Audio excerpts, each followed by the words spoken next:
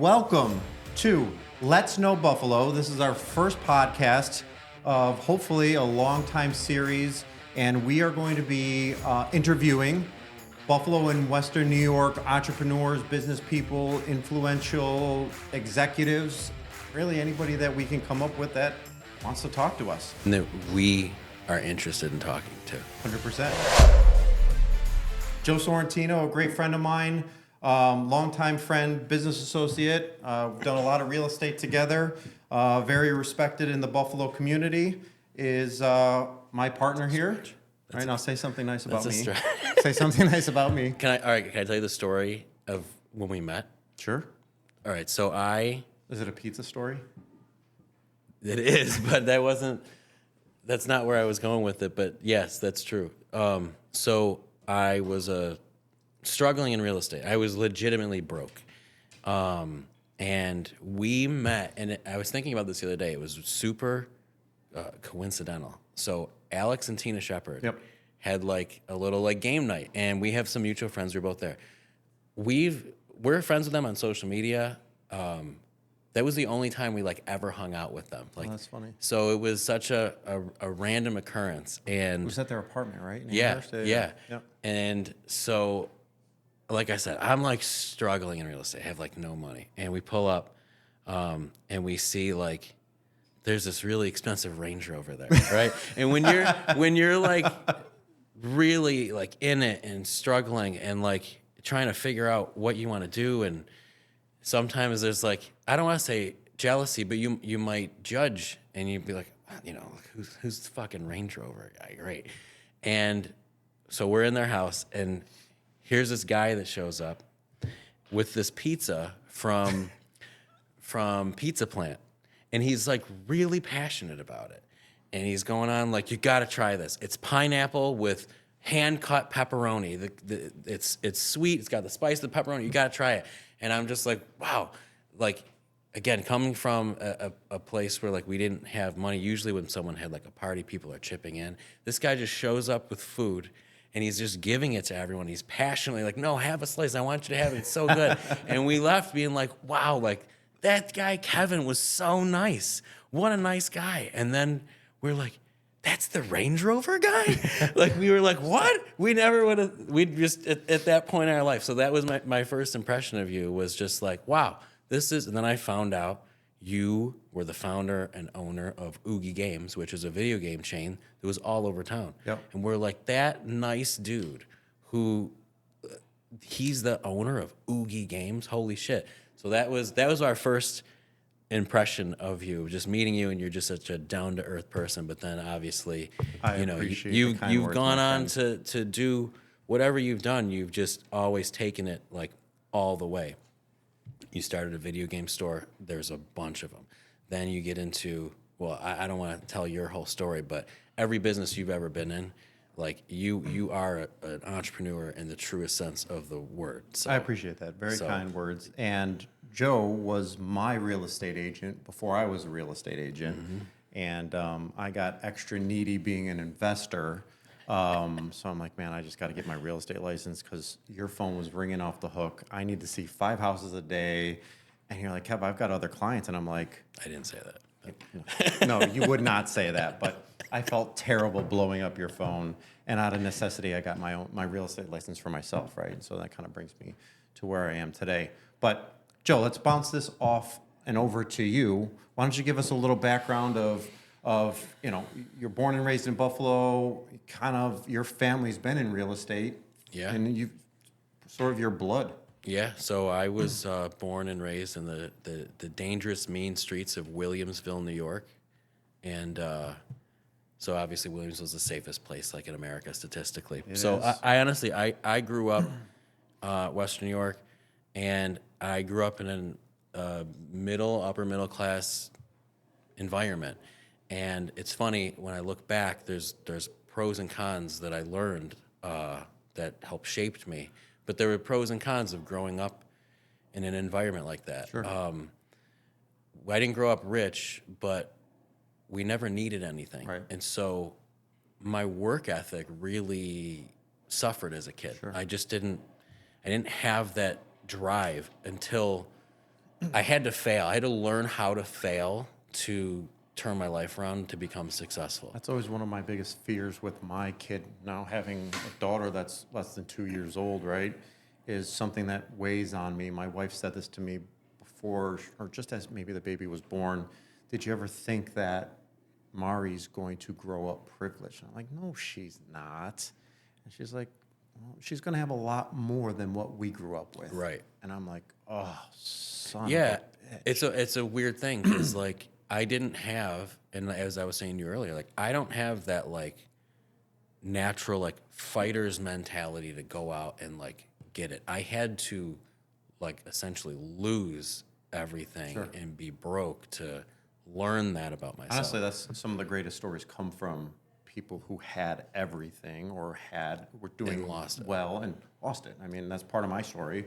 So, and for me, it was like, so that was like one of the things that didn't help me, but where it did help me was being in an environment where all my friends, like all their parents were super successful too. Sure. Like I went to public schools, but like the standard of what success was so high.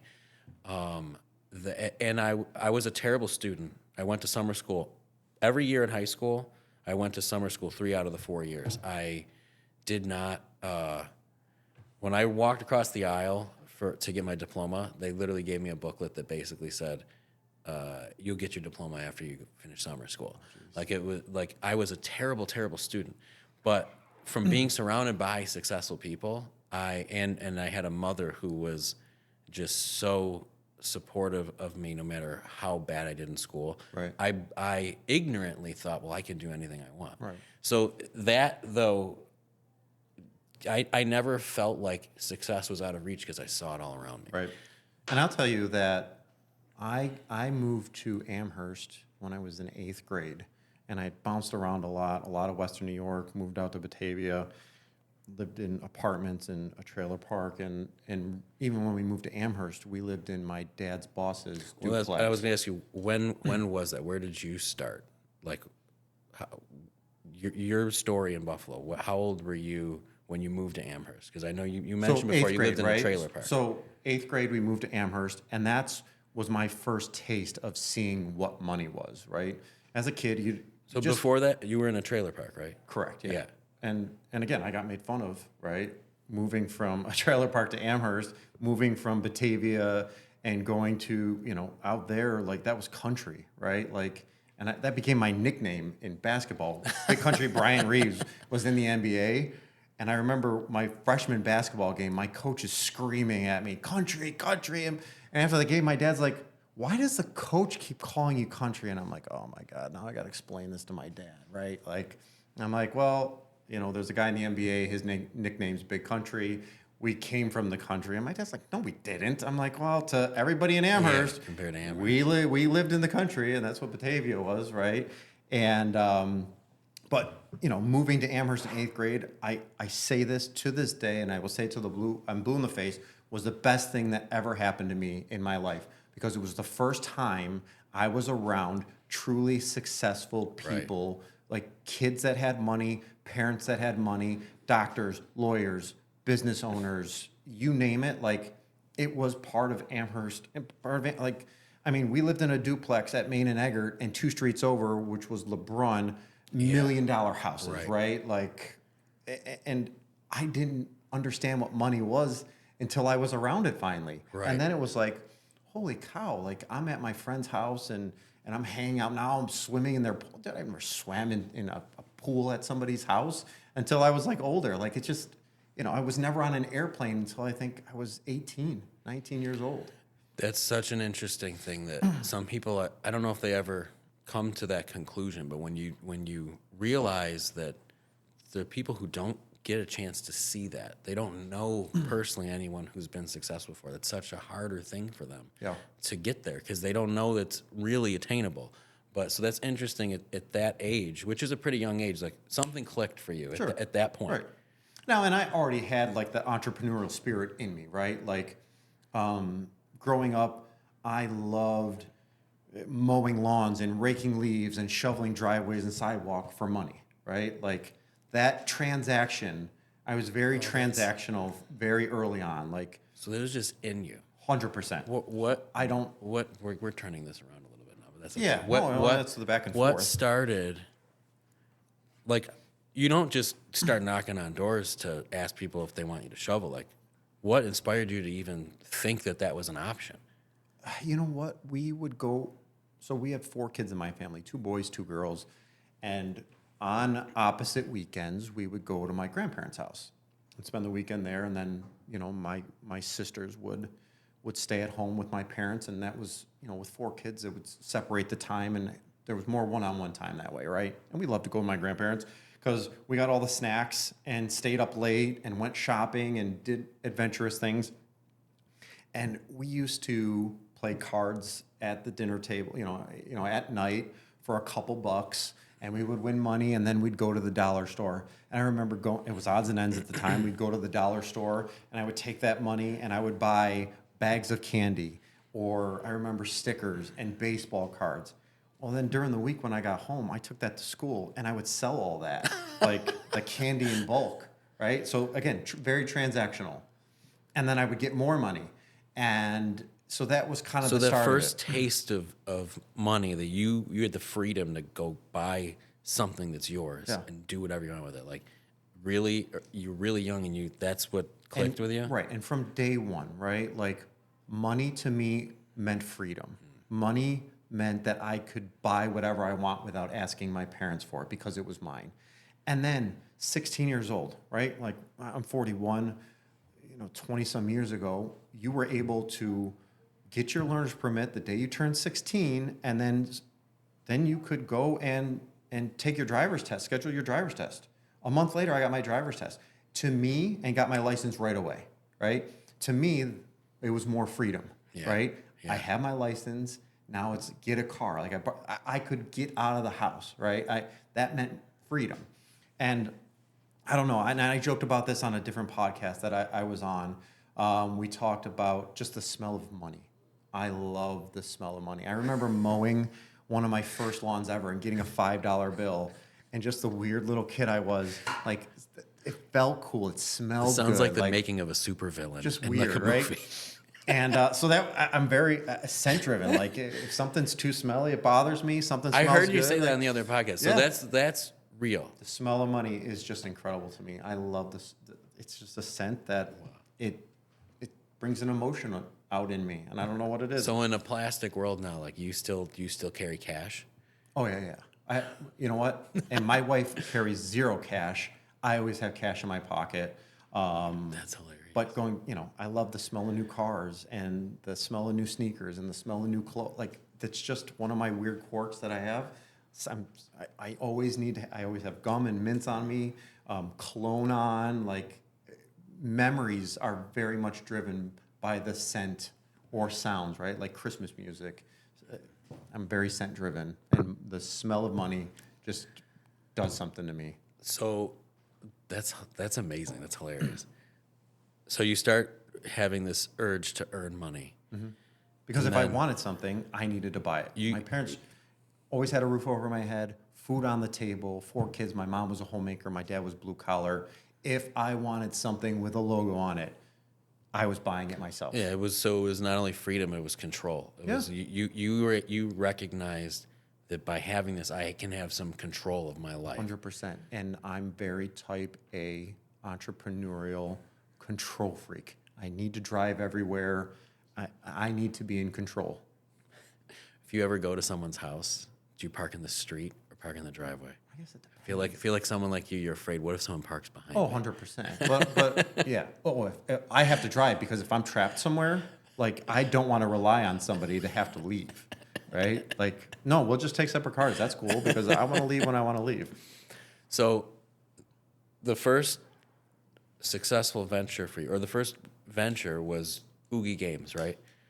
Yes. So how did that begin then? I mean, because you were young and you had How your did we first switch business. this turn around on me? We were talking about you first. Well, because you started talking about yourself. I told you I would interrupt you and then make it all about me. No, So that's what we're doing. Let's go back to you. Okay, let's go back to you. Nope. You grew up in Williamsville. I was a horrible student, and I didn't know what to do. By the way, the best entrepreneurs are bad students in school, and it's become known lately, right? Like, Well, one of the funny and things when I accepted. look back, yeah, like hearing Robert Kiyosaki say he was a bad student, that was something in my early to mid 20s that made me feel like, okay, maybe I have a chance at this, because it does seem to be a common thread that sitting down, forcing someone to do something, that doesn't work for people who run businesses usually. Right. One of the things that, when I look back with school, that was sort of the first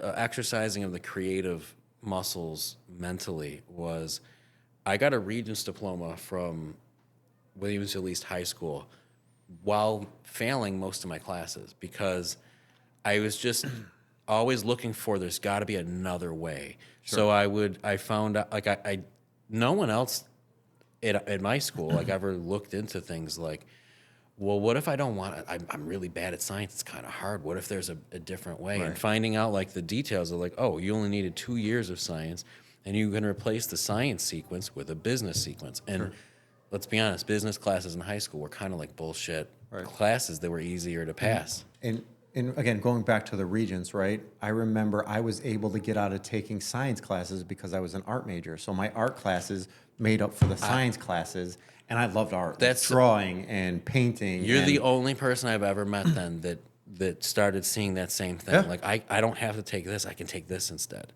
And that's more fun for me. After high school, I got a job at a chemical refinery, and one of the requirements, because I didn't have a college degree, I remember being in the interview, and he said, "Oh, you have a Regents diploma. That means you took chemistry." And I was like, "Yep, I have a Regents diploma." And I didn't have the heart to tell him that I actually failed chemistry, and I didn't have to retake it because I found out that my art credits superseded or took the place of the chemistry and the science. And That's so funny. I got the job. I'd never met anyone that went and did that same thing and tried to change their classes around because of that. But that's what I did. And well, once after high school though, like you have to do something with your life. Sure. And that's the sort of thing like I said, growing up where I didn't need anything, I didn't know what to do. And I think when one of the dangerous things I see now, it's an important message, but it can be taken the wrong way. When you're constantly being told, like, you should love your job. Right. You could do whatever you want. Well, when you don't know what you want to do, sometimes inaction occurs because you're just thinking like, well, I'm going to wait till I find my passion, and then I'll do that. But there's a quote I once heard that was, I forgot the goddamn quote. It was good things happen to those who wait, ... and those people are still fucking waiting. Right. And that's like the truth. It took me a little while to figure out, I need to do something. And then from there, I can find what I'm passionate about. And so there was a very profound moment in my life that I still think back to that changed my entire mindset. And that was, I used to go to this boxing gym. As we were talking earlier, I love boxing. I love, mixed martial arts and stuff. So I'm like 20, 21 years old. I'm in a boxing gym. And I'm going there for a few months, and it's finally my first day of full contact sparring. And I'm sparring this guy who's like one of the assistants to the trainer. Shout out to Coach Hiram Cray, who was my boxing coach, who I still talk to this day. Amazing artist, by the way, too.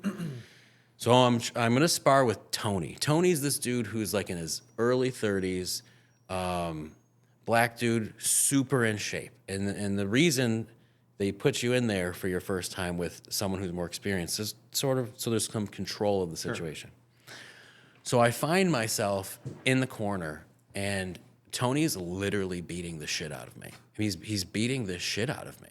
And I'm getting hit in the ribs. And I remember ducking down and getting smacked right at the crown of my head, and just the sting of that. Now, think about when you watch boxing on TV, there's an ebb and flow to Right. a match. Like It's almost like a dance, right? Yeah, Like someone throws a yeah. couple punches and then he backs off. The other guy throws a couple. So I'm sitting there and I'm thinking, as soon as he stops, I'm gonna get him back. And I'm just like, I'm in pain. I'm getting the shit beat out of me. And it's almost like, literally, it was like my whole life flashed before my eyes. And I realized he's never going to stop. Right. He's not going to stop hitting me. And I thought, like, this is life. I thought about, like, my whole life literally flashed before my eyes. And I realized this is life. Life's never going to stop coming at you. You have to do something. I have to do something to get him to get off me. Right. Or I just have to fucking move out of the way. I have to do something. I can't just stand there. So, like, within seconds, I get out of the corner and I look at the clock and realize only 10 seconds have gone by in this round. And it has felt like an eternity. And I have to somehow last another, like, 2 minutes and 50 seconds with this guy, which shortly after he threw like a right hand to my gut, I went down, then I didn't make it a full minute. But cried yourself off. Yeah, bad. that moment, I just remember that night too, just feeling so like, I don't know, that I was so beat up, but I needed that. Like, that was that moment I realized, like, oh, you have to fucking do something. Right.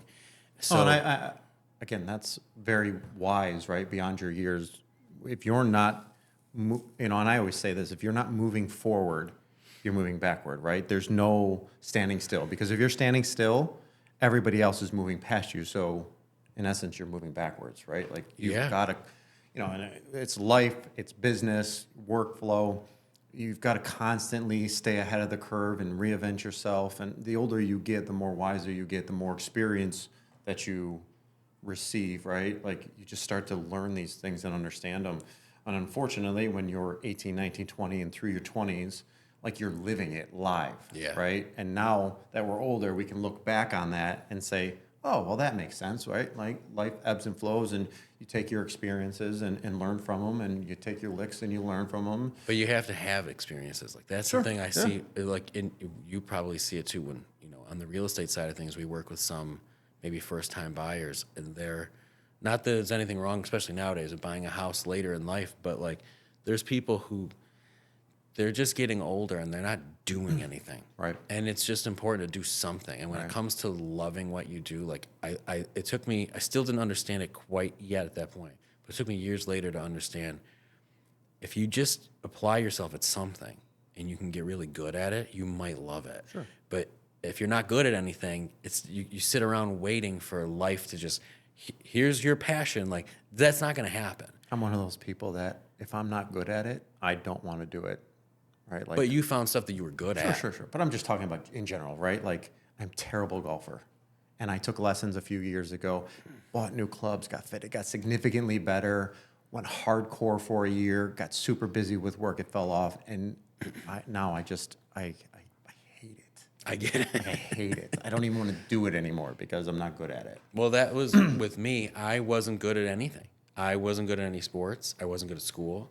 And so that's where it took me this long time to figure out, I need to find something that I'm good at. So what did you do before real estate? So that transition out of high school. I got licensed around that time. Really? I was like 20 years old because my dad was a realtor, one of the very, very top realtors. So but I got into it for the wrong reasons. I thought if I work for my dad, he's so busy. Right. Business is just going to fall in my lap. I didn't realize, everyone that calls him, they're still going to work with him. It doesn't really benefit me. So it took me a long time to become successful, but I learned so much from him because he's so skilled at the profession. But that was, I got licensed at 20. And before that, it was just like odd jobs working at like a clothing store, a pizzeria, a restaurant. Which is like good life experiences, right? Like, Any service industry, working with 100%. people is great. And every time, we enjoy our entertainment.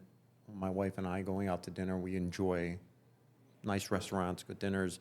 And she worked in like a pizza place in Elmira when she was like 16. So, in the kitchen for a little while. And I'm like, no, unless you've worked in the food service industry, like, you just don't understand, right? Like you don't understand the stress and all the shit that happens behind the scenes Yeah. and customers screaming at you and problems and timing and people want to eat and, everything that goes with it. So I have I bar backed and I've bust tables and did some serving. And it's like, I have a respect for and a patience when I go out to eat. Like, Oh, listen, yeah. they're in the Well, like when lead. people get mad at a server because the food took forever, like they're not making the food. Yeah. You don't know what's going on. No. Where did I go? Okay, but I truly think that every person should experience Yeah. as much of that as possible in your teenage years, into working through your way through college. There's a certain stress when somebody's not happy with something and they want, like, restaurant people come in, they're in and out in a couple hours. Like doing a real estate transaction, it's a few months of a Right. transaction. There's a different and a bigger stress with someone's biggest, financial purchase of their life, but it's actually, I think it's easier than that stress of someone like, I've been waiting for Right. 30 minutes for this. Right. What the fuck's going on back there? Because they have no respect have for to- you. They're just going to shit all over you. and they want it done right now. Yep. Like that's always such a good experience for someone to experience that pressure of like someone wants something done right now Right. and you have to Yep. do something about it. But yeah, so I got my real estate license when I was like 20, and it took me many years to really figure out that I was good at it. And my mom tells me this story when I was in first grade. I came home one day and was like, Mrs. Moxon moved my seat to the front of the class. I have to sit next to her. And my mom was like, what? Like, why would she do that? So she called the teacher the next day. And she's like, Nancy, Joey told me that he's sitting at the front of the class next to you. Why, if there was an issue, why wouldn't you just move him somewhere else? And she's like, Narina, because I've moved this kid next to every single person in this class and he won't stop talking to people. But I realized like that's my one talent is I truly get along with everybody. I build relationships. I'm very still easily. looking for somebody to say something negative about you, and I've yet to find it. So you can call me or email me and let me know. I genuinely like care about other people, and I'm curious. Like that's why doing this, what we're doing, like I am so curious about other people, and I didn't realize that was a talent until getting into real estate, and I could see like, well, I'm not making money yet, but I have such a great relationship with my clients and I know what I'm doing and they trust me. Mm-hmm. And here's these other agents that they don't know what they're doing and their clients hate them. Like, so maybe I have something here Right. and I have to stick with this. And so Well, I think when you're in sales, right? Like, first things first is if you don't trust the person, no matter what they're selling, right. you're done. Trust is everything. Yeah. And so the turning point for me that catapulted my career was a moment where I was like 7 years into real estate and I mentally quit because I was like, I've never made more than $50,000 yet. So I was, like 27 years old. Never made more than $50,000. My income is going up and down like this. And I quit and I went and started applying for jobs and I got hired at Window World, which seems like it's a great company. And the way they explained the pay, it was like, you tell us how much you want to work, we're going to set up appointments for you. Sure. And there's like, when someone calls Window World, they need windows. Right. And they're the cheapest company. So the conversion rate's really high. Right. So they're like, if you just show up 6 days a week, you should make $70,000. And I was like, and I don't have to, like, think about with real estate, you have to wear all the hats. Like, Right. you're going to set the appointments for me? Yeah. I'm going to show up. I have a product somebody already wants. Right. And I don't have to, like, do marketing. I don't have to do all this other paperwork after. I don't have to wait 2 months to close. I don't have to deal with attorneys and lenders and all this. Like, that sounded so great. So I was like, okay, great. How long did you last? So I went to one training, and there was, I don't know if you ever saw Glenn Ross. You ever see that? It's a great movie that was a play. It's a star-studded cast like Kevin Spacey, Jack Lemmon, Alec Baldwin. It's a classic play turned movie, but it's about, and Al Pacino's in it too. It's about these timeshare salesmen, and Jack Lemmon plays this old guy who's like paycheck to paycheck. He's been in sales his whole life. And I'm at this training, and there was this old guy there. And I just thought, like, I don't want to be that guy. Like, what am I doing here? And I was driving home after that training, and there was this quote that kept running through my head. And it was something along the lines of, there's no such thing as failing. You either quit or you succeeded.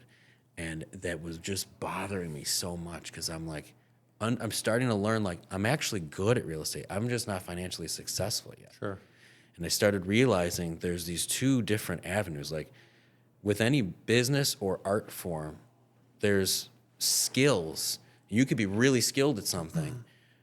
And then there's a whole nother side of things of financial success, right? It's the same with music. You could be the best musician in the world. And if no one knows who you are, you're not making any money playing music. So I knew I was good at this. And I just couldn't get that quote out of my head. And I'm like, I'm good at something and I'm quitting. And that just drove me nuts. I made a U-turn and dropped off those fucking windows and was like, I can't do this. And literally the next year, my business doubled, and I never looked back from there. But I had to, like, get to the point where I actually quit. And, you know, there's an old story of, like, digging for gold and stopping 3 feet short from gold. Like, Right, you were that right next there. year, that next year, something happened that I couldn't have planned for. It was, I had never sold more than like 12 to 15 houses in a year. Then next year I sold 24 houses. And one of the biggest reasons was 6 clients who I sold them their first house called me back and Now they're said, buying their second. yeah, I want to sell and buy. So those 6 people, that was 12 additional sales that nothing would have generated that other than not quitting and being You've there. already planted those seeds. Yeah. And that's what I tell a lot of newer agents that come on is like, hey, listen, like, yeah, you're 20, 22, 26, 20. What are your friends doing? What is your sphere, your circle, your connections, right? They're still renting. They're still in college. And even if they're buying their first house, okay, they're spending $150,000, $200,000 for a starter home, right? And where now I'm in my upper third. When I got started in real estate, I was 35. You know, my friends they're moving on to their second house. Right. And all of a sudden they go from buying $200,000 houses to 3, 4, 500,000 and more expensive. So now my circle, right? Like you said, you've already planned those seeds. Now they're coming back to you. Right. So it's a hard business for someone in their early 20s because of exactly what you said. Your sphere is kids. Right. So it's really hard to see all the way to the finish line that, like, these are seeds being planted, like you said, that will pay dividends later. So, but it took me that, like, literally quitting. I mean, like, Katie and I, there was a point where, like, we had a foreclosure notice in the mail for something. It wasn't anything crazy. It was for the garbage bill. We didn't have the garbage bill for a double in the city of Buffalo is about $400 a year. When we had $800 worth of garbage bill. Like, we literally couldn't pay. Like, that's how bad it was, and mentally and financially, the struggle. But then, I just didn't quit. And I started realizing, like, okay, and this is just a topic that I would love to talk more about. That, like I said, there's those two avenues, right? There's highly skilled, and then there's financial success, and they're not necessarily the same thing. Right. And in real estate, if you go to a real estate seminar, everything is about getting leads, which is about financially making money, which is great.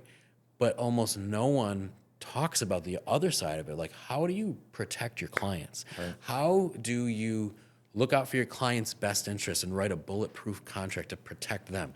How do you, if a client comes to you and wants to get out of a deal, do you understand the contract that they have and can really work for them?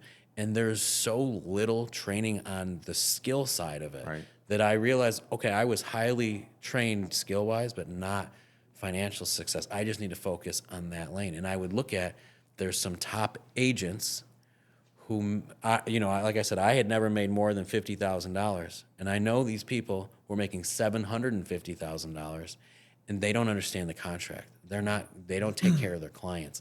And I used to be so angry and jealous, like fuck this business. Like, I am doing such a good job for my clients and I'm not making any money, and they don't know what they're doing, and they're making millions of dollars. But instead of being angry at them, I learned, like, they have a better sphere. Like Right. they're doing better at getting their name out there. Like that's a skill I need to add to my business, not hate them for No, that. it is kind of funny how many and how often you see a business, no matter what industry they're in, they're great branding. Like they do the commercials and they've got the logo and they've got the jingle and then when they show up at the door and they did a shit job, or you look at the reviews and you're like, well, why does anybody even go to that? Yeah. I've never heard a good thing about this business other than I see their logo everywhere. And they're a good marketing company, right? Like they've hired the right people. They understand what they're doing. They spend boatloads on advertising, and I won't mention any names, but we all know a business or two that it's like that. And it's just like they're incredible branding. Yeah, they're doing something right. yeah. It might not be the 100%. model that you want to follow, but you can't ignore what they're doing. You can't ignore that they're doing something right. Right. So that's that. So I never quit, and then here we are. So now, can we get back to you now? I guess. Here we have to. Well, we're 35 minutes in, so we got time. Yeah, we're good. So for you, go back to you're like the evil in your evil lair, smelling money, and you want more of it. At 9 years old. And you want more of it. So what happens to you? How do you? I mean, because were you super successful ever working for someone else, or did your first success came from you started your own business? Yeah, I mean, I started it very early on. I rewind throughout high school. Again, C student, always bored at school, did what I needed to do to get out. I love playing sports, but I'm 6 foot tall. Like there really wasn't anything that I was good, but like high school good, right? And so I didn't know, nobody in my family had ever gone to college, right? So for me, there was no pressure to go to college. It was just like, graduate high school, find a job, right? Like you're not going to college, find a job. And so, I had the newspaper route, and I worked at a taco place, and I worked at Manhattan Bagel and Ziggy's Tacos, and then when I graduated high school, my best friend's brother-in-law owned a drywall company, and he was looking for construction, right? Hey, I'm, at the time, $7.50 an hour, minimum wage was $5 an hour. I'm going to work full time. And I hung drywall for a year out of high school, and it was just miserable, right? Like, I'm getting up at 4:35 a.m., going to work, a 12-hour day in construction, come home, take a shower, go party with all my friends that are in college till 1 o'clock in the morning, go home, get 3 hours of sleep, do it all over again, and then my uncle had worked at a chemical refinery, got me a job there. Now all of a sudden I went from making $9 an hour to like $13.50 an hour. And again, at the time, being 19 years old, that was a real job, right? Like for and to put in context, insurance, that's like more than twice minimum wage. Like that was 100%. good money. Yeah. So what's minimum wage now? $14 an hour. So that's Right. equal to making $30 an hour, right? Right. So I put on the blue collar and I went to this chemical refinery, worked it for 3 months, and I'll never forget going into my dad's room. One morning I was just done, and I cried, and I literally said to my dad, I hate my life. And he's like, all right, what are you going to do about it? He's like, I knew this would happen. Like, I was just waiting for it. Like, he just knew that wasn't me, right? Like, but for me, I was chasing money and not what I wanted to do. I didn't know what I wanted to do. So naturally, hey, you got a job for me? I'll do it. Enrolled in college. I ended up getting accepted to the Art Institute of Pittsburgh, which,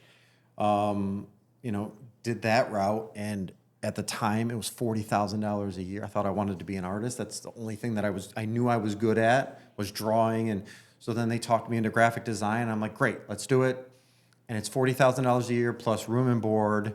And my dad's like, hey, listen, like if you want to go, they didn't have money to pay for my college. I was taking out student loans, right? It's like, you want to go to $250,000 in debt? He's like, you're not going to be an artist, right? Like, you want to be a doctor? You want to be an attorney? You want to, but I see the writing on the wall, right? And for him, at that time, I'm like, dude, you're crushing my dreams here. Like, I want to go to college. This is what I want to do. And being a naive 19-year-old, not knowing the world, right? So I said, okay. I stayed local, went to ECC, and went to Buff State for graphic design.